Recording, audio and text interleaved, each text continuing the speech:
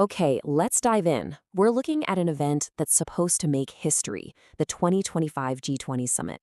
But it's already caught up in a ton of controversy.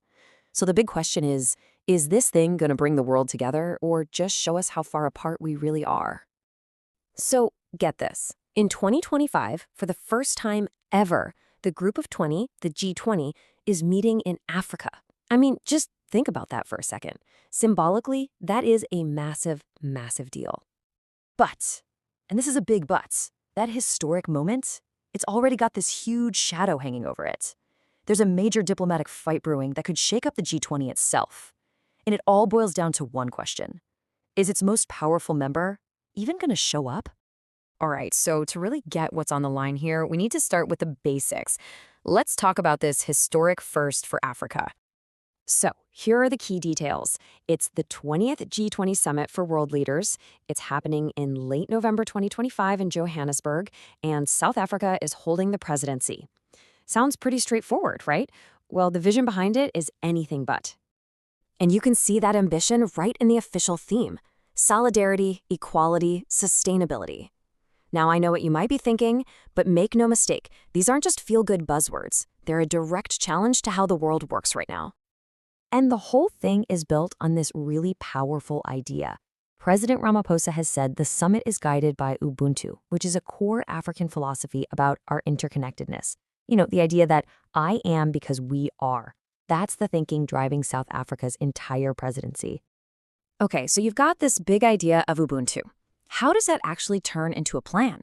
Well, that's where we get to the Global South's agenda, and it's basically a roadmap for trying to rebalance the entire world.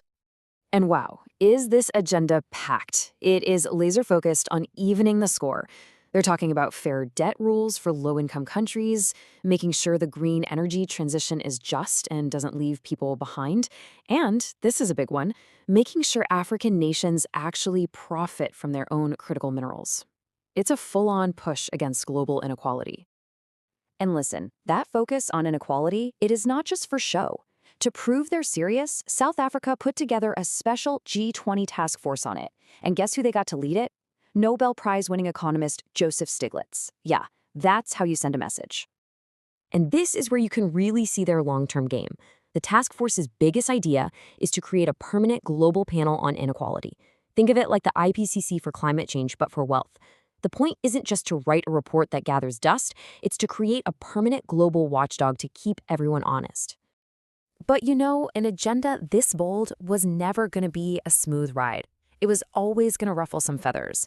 And it absolutely has, both from the top of world politics and from some very real practical problems right there in South Africa. And right here, you can see the conflict in a nutshell. The ideal, the summit's motto, is solidarity. But the reality? A full-blown boycott from the United States. President Trump has announced that no U.S. official will be there, and he's accusing South Africa of human rights abuses. I mean, that is a massive diplomatic grenade thrown right into the middle of the whole event. And the pressure isn't just coming from the outside. Right there on the ground in Johannesburg, critics are pointing to huge local challenges. Things like unreliable power and water, crumbling roads. And they're asking a pretty fair question. Can the city and the venue actually pull off an event this big? So this all boils down to the big skeptical question.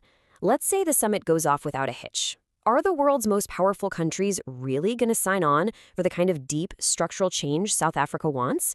Or is this incredibly bold agenda just going to fizzle out into a bunch of symbolic reports that everyone forgets about in a year? So when you put all this together, the historic location, the huge ambition, the massive controversy, what's truly at stake here?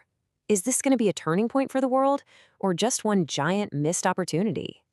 First off, it's pretty interesting how they've structured the event. Before any of the presidents or prime ministers show up, there's a 3-day social summit. They're bringing in people from civil society, youth groups, labor unions. It's a very clear effort to practice what they preach about that whole Ubuntu idea of everyone being connected. So when we talk about the legacy, what it could leave behind, you can really break it down into 3 big things.